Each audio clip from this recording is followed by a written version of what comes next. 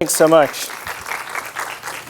Welcome to what is likely to be the most comfortable presentation of your life. Maybe we should call it Comfort Max, as long as we're naming things. But let's, while you're comfortable, let's talk about an uncomfortable topic, which is naming. Why is it so hard?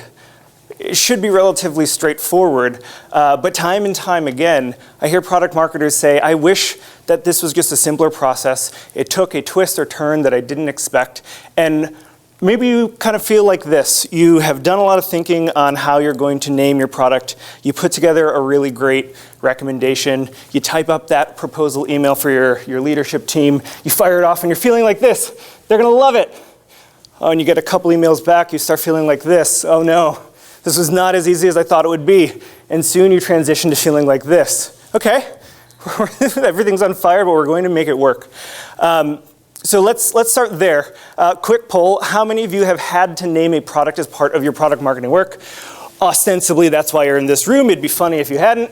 All right, on top of that, how many of you find it kind of consistently tricky? Yeah, it is, right? Well, let's imagine a world where the naming process was far less daunting. You were able to get faster alignment on naming, and you had more time for more strategic product marketing work. That's what we're going to get into today. But before we do that, let's get the gears turning a little bit with a quick naming brief right out of the gate. All right, we have something that's going to hit market. We want the name to be easy to pronounce. We want it to have a shortened version because we fear that people aren't always going to want to say the full name. And we want it to work in English and Spanish versions. Any thoughts? It's me. So that is how my parents named me. They literally used some of those points to get to my name. I'm Al Shaheen, and I lead the Core Rider product marketing team at Lyft. And we have named a lot of products over the years. Whether it is ride types that millions of people use every day, subscriptions, payment products, or different features, we spent a lot of time naming. And I want to share with you some of the tips and tricks that we've learned along the way. So what we'll go through together is why we even name products in the first place, and some of the types of names that products tend to get, how we can actually name them. I'm going to take you through the process that we've landed on, a couple examples and case studies, and some tips and tricks to round it out. All right, so why should we even bother naming products in the first place? Well, first and foremost, a name is shorthand for what something is and the value it provides. It is that quick communication so that you don't have to do education every single time you're talking to your audience. On top of that, good names can make your job easier. Your job is to drive adoption as a product marketer, and a really good name can help ease customer understanding and set you up for success. On the opposite side of that, bad names can make your job much harder. If people don't understand what it is, you'll have a much harder time product marketing. And I'll get into an example of that a little later. You can build equity in a name so that over time you don't have to explain and people come to understand what this is all about. And interestingly, you give customers the language to market on your behalf. If you provide the right language, people will talk about it to other people. If you don't, they will use made-up names that will not carry that equity forward for you. Think about this. Think about sometimes when Apple was launching new products, sometimes people would get it kind of wrong. Apple said, hey, call this the Apple Watch, and people would walk into the store and say, do you have the newest iWatch? So if you're not consistent and people don't know how to name it, you won't give them the language to market on your behalf. All right, so great, you're on board. We're gonna name products that make sense to name. It should be kind of easy, right? Can't I sit with a thesaurus and I'll just go through some options and I'll pick that way? Let's start there. So how many of you feel like you get it right on the very first try? Nobody. Okay, so let's get into why that's so difficult, and it'll start with the range of different types of names. All right, so we just talked about Apple Watch, pretty descriptive. I get it, it's a company Apple, it made a watch. A little more evocative, so Airbnb experiences. All right, I'll leave even more evocative, Instagram stories, and then Google Pixel. You don't even know it's a phone until you see associated collateral, the most branded of all of those. So when we think about it, the reason those are different is because there's really a naming spectrum. There are a lot of different types of ways to name. On the most descriptive end, there are just totally literal names. These are where you're just straight out saying what it is. Good examples of this would be things like America Online. The country on the internet. Bed Bath & Beyond. I bet they sell things for my bedroom, my bathroom, and maybe a little more. All right, benefit names. These articulate what customers get out of it. Examples are the food delivery app Seamless, or the appliance app KitchenAid. It tells you the value you're going to get out of it. Right in the middle between descriptive and branded, you have portmanteau. This is where you take two words to combine together to create a new one. Examples are things like Netflix, Airbnb. One step closer to branded, you have evocative. These are meant to evoke a certain feeling. Good examples of this are things like Nike, Alexa, or Lego. If you don't know, Lego's interesting. It's a combination of two Danish words that mean play well. Really on brand there. And then the most branded are totally invented words. These are meant to evoke intrigue and to be compelling that way. Examples are things like Dasani or Haagen-Dazs. Interesting story about Haagen-Dazs. To us, it looks pretty Scandinavian. It means nothing. The founder's daughter reported that the founder used to sit at the kitchen table and mumble words he thought sounded Scandinavian until he landed on a combination he liked.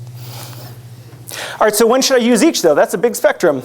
Generally, you should use descriptive names when fast customer understanding is really important, when you may have limited time and money to build equity, and customers are faced with a lot of choice.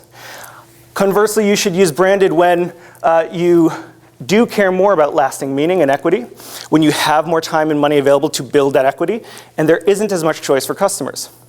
So great, we just went through why we name things, that products can be descriptive or branded, product names can be descriptive or branded, and the strategy for when to use each.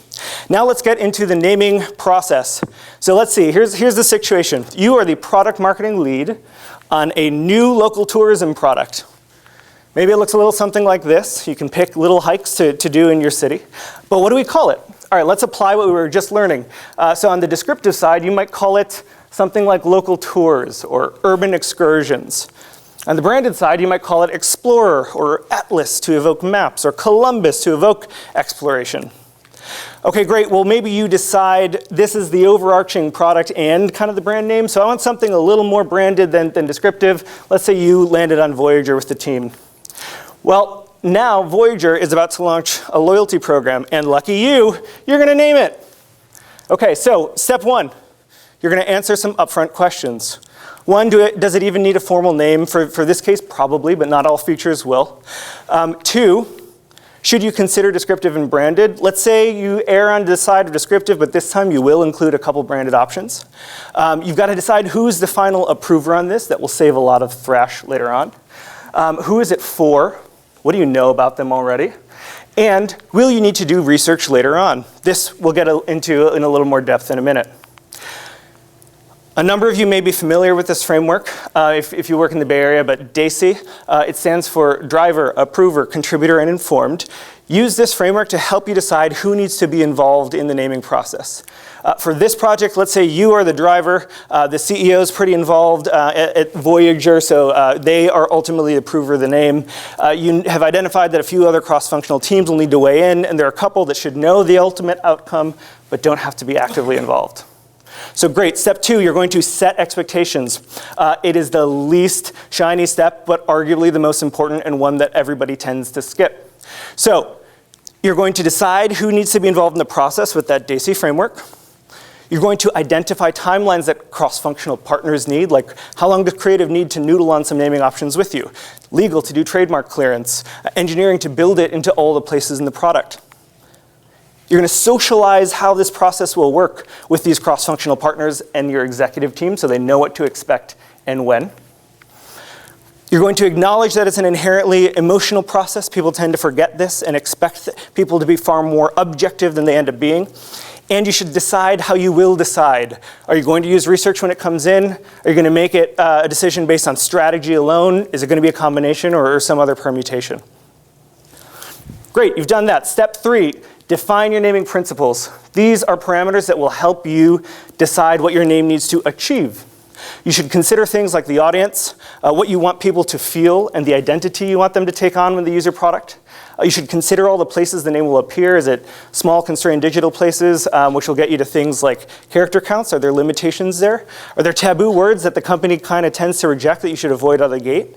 And make sure, before you go further, that the approver is on board with these principles. Because if they're on board with the principles, you're one logical step closer to being in agreement on a name. To give you a flavor of how we've done this at Lyft, this is a smattering of how it might look. You might say, oh, I want the name to be flexible. It's got to convey value out of the gate. It's got to be enduring and last a long time. I want it to be really clear. I don't want to spend a lot of time educating on what this thing is. So these can be whatever makes sense for your project. Let's say this is it for the Voyager loyalty program. But this is a good time to align on what you need the name to do. 4, you're going to brainstorm and ideate. So great time to schedule time with cross-functional partners and decide which brainstorm format will work best. One we'll often use is we'll plot out that spectrum from descriptive to branded on a board, and we'll have people brainstorm on Post-its, options that could live in each of those. But you might say another way to do it is I just want people to scribble ideas on Post-its for 10 minutes, but decide the format that you think will work the best. Then you're going to share key context in that meeting, especially those principles, how the product will work, the audience. And before people leave, have folks vote on names that they really like. Now, this is not how you'll ultimately decide. Consensus is not ultimately a good name to land, a way to land final names, but it is helpful to get an idea of what has potential early on. And then you'll use that brainstorm outcome to get to a short list. So let's use that same spectrum. Maybe literal options for this loyalty program might be loyalty program, might be rewards, might be club. Benefit-oriented options might be things like value or perks or savings. All right, some funky options now. We're jamming words together for portmanteaus. Maybe rewards and perks makes reworks, or explore and rewards make explore rewards.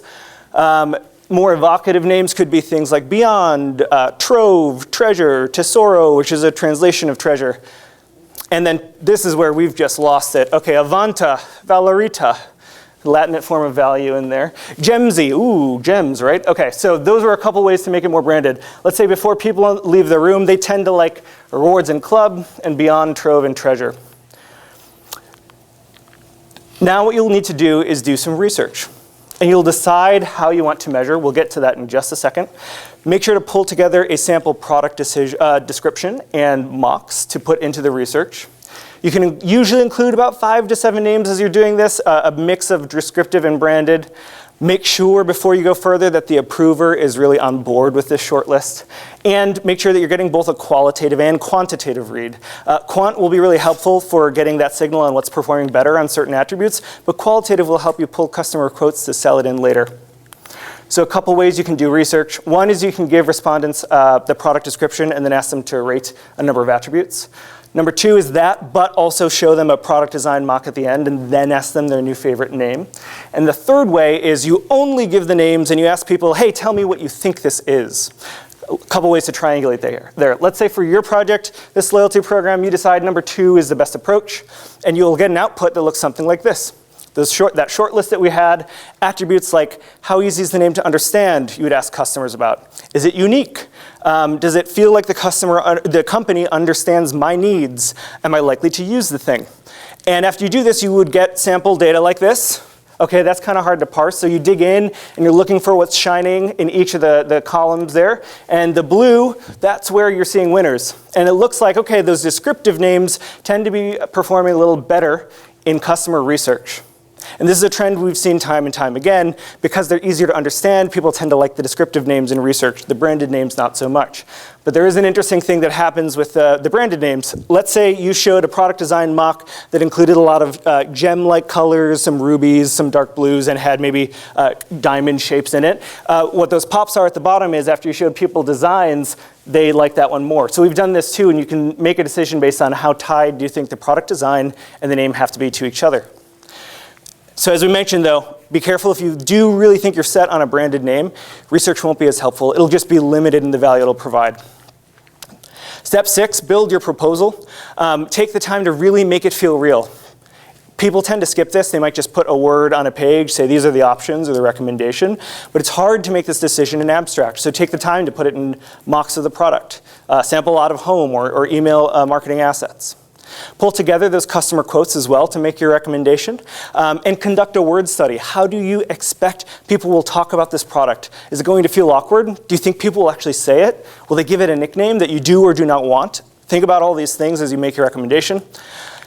Show your work as you get to the recommendation, we've made the mistake of going into executive meetings a couple times and saying, this is it, we've done all the thinking and we think this is the name. And then people assume that you haven't done work outside of that. So show people how you got there. Say these are the 50 we considered, but the 10 we put into research and the 2 that we would recommend, so people can come along on the journey with you. And then don't forget key context like what is the competitive landscape of names? Are there other products that you offer that are similar or dissimilar that should be taken into consideration? So you might mock something up, it might look like this. Throw it into a sample software like this to put it into a phone or laptop shell and make it feel like, oh, it's really real. I can imagine. Start earning with Voyager rewards. So now you can start to bring it to life for your executive team. And then the last step, you're going to get that final approval. You're going to schedule an in-person review with the approver. You can do it digitally, but generally people have questions. In-person works well. Reach out to legal to vet those names for trademark clearance. Have a next best option going in because oftentimes people will not be aligned with your recommendation, so it's good to be prepared. And then you can get final sign-off and move forward. And you've done it. You're successful. They loved Voyager rewards. So how you got there, as a reminder, you answered upfront questions to set you up for success. You set process expectations and socialized that with stakeholders. You defined your naming principles upfront. You brainstormed and ideated with your colleagues. You conducted that research to get both qual and quant. You built your proposal and you got it approved. So a couple quick examples that we've experienced. We used to call our shared product Lift Line.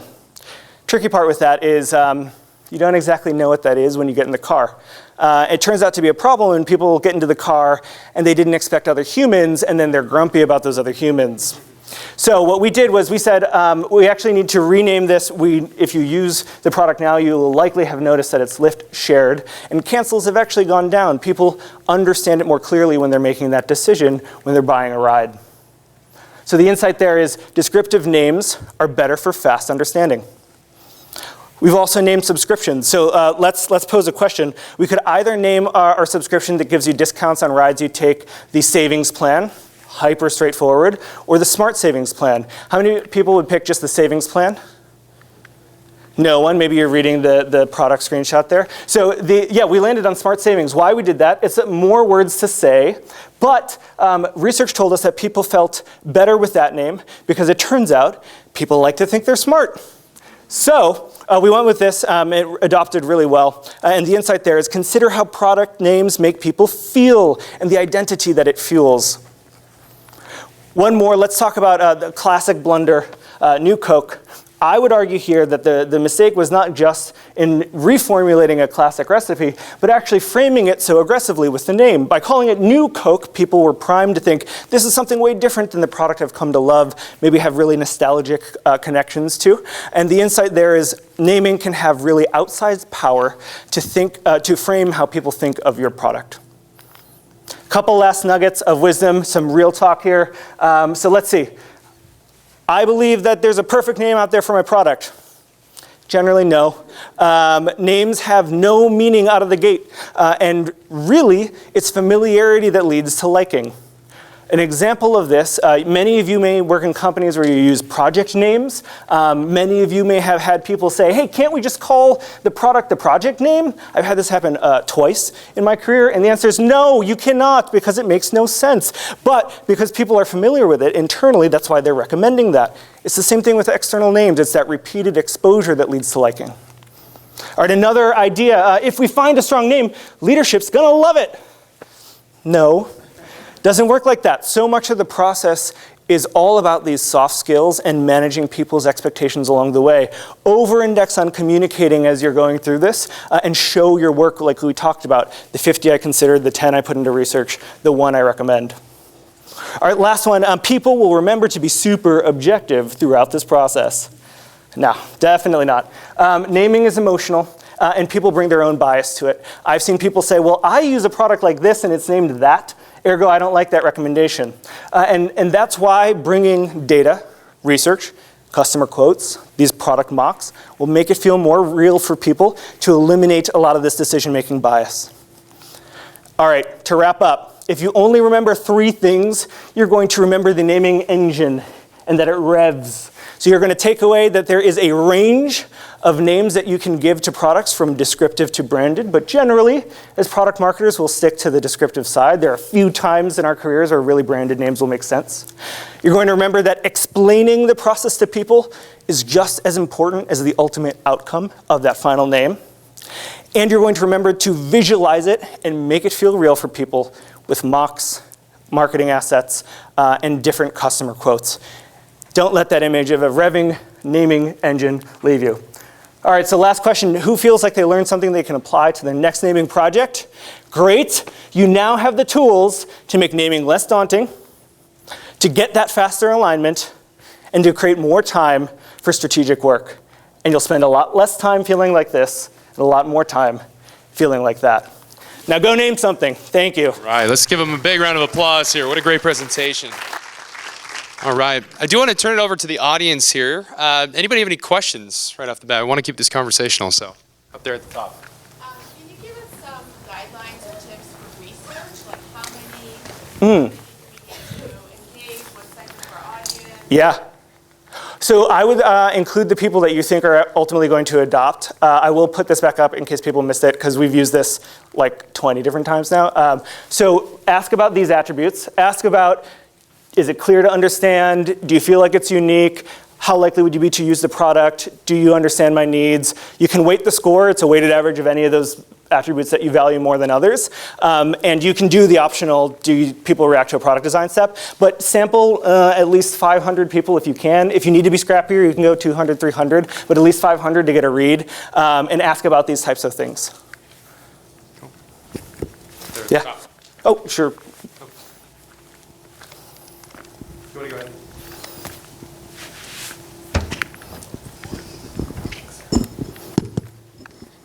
Hi, you spoke about changing the name from Liftline to LiftShed. Question I have for you is, what were you looking out for when we were doing a shift of an existing product in the market, and what was the process that you went through? Totally. The main thing we were looking for is, do people actually end up using this more? So one of the metrics that we looked at was cancels. People can cancel a ride. And that metric actually went down for Liftline when we named it to shared. Internally, it was a lot of alignment with our product teams, our executive teams, our creative teams to make sure that people were on board with making that change. But it was metric positive, so we felt good about it. It can be more nebulous when you have conflicting metrics or no change at all.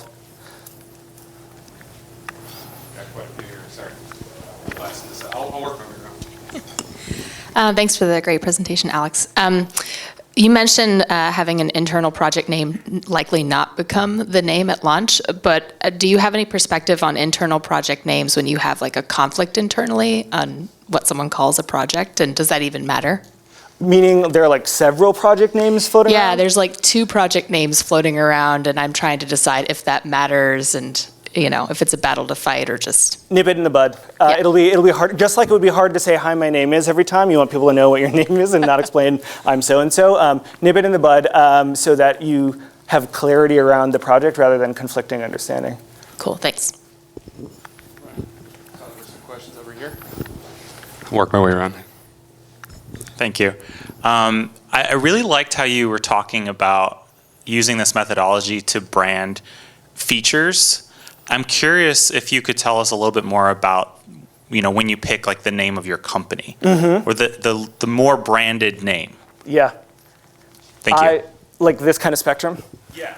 So I would stick, generally one thing to keep in mind is for company names, a lot of the more literal ones are probably already taken and trademarked. So that's one reality. But because you will spend a lot of money, likely to build equity and understanding over time, it's a little more meaningful for the brand level product to be a more evocative or evented name so that it stands out in a crowded marketplace. There at the top. All right. Get my Stairmaster in here. Hey, Alex, thanks a lot. I'm also Alex, by the way. So Great to meet you, Alex. you too. I'd love to know more about if you have any guidance on when naming should happen within the product launch process, right? So if a product is still in beta versus in general availability, when does it make sense to actually invest in this naming process? Probably earlier than you think because of a couple of those dependencies, like working with your creative team, engineering to get it built everywhere, legal to do trademark clearance. So as you're thinking about the broader go-to-market, that's when, like a click above that, I would start thinking about naming so that you get the ball rolling there. Hi, thanks for a great presentation. Question about changing the name in the process. So if we decided we need to change the name, and we decided like what the metric, how we can measure what you mentioned about shared. So any recommendations of what to do about changing the name outside?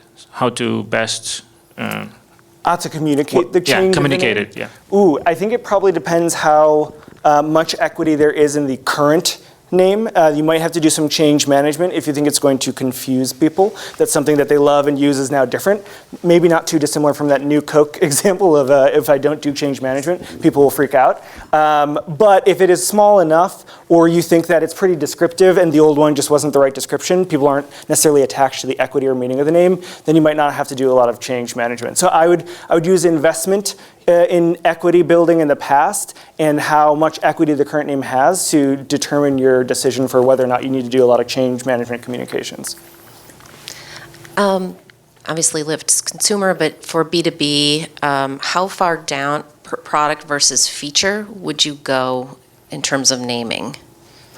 Great question. I spend less time in the B2B space, but my intuition would say that it depends what your audience remembers and looks for. So if they're looking for that feature level information, it may help you in ways like seeming more innovative than competitive solutions or give you selling points that you didn't have before. But if it's going to get lost in the fray of 30 other features, it's probably not worth actually naming all of those and more worth naming the main products and product lines. All right, do we have any other questions from the audience? Yes, what's up? Yeah, I can say it. I was just curious if you've ever run into, whether at Lyft or earlier in your career, butting heads with the brand when it comes to deciding whether it should be a branded name or not. Yes. So I would recommend getting everybody on board with where you want to be on this spectrum, one, and also investing in those principles. If everyone can agree this is what we need the name to do, it's sort of that naming brief, right? Then we shouldn't have the skirmishes later on. Where, I don't know about your experience, but where I've seen the skirmishes happen is where that wasn't decided up front, and then everybody's bringing their own flavor of, but I thought it should be this, to the table later on.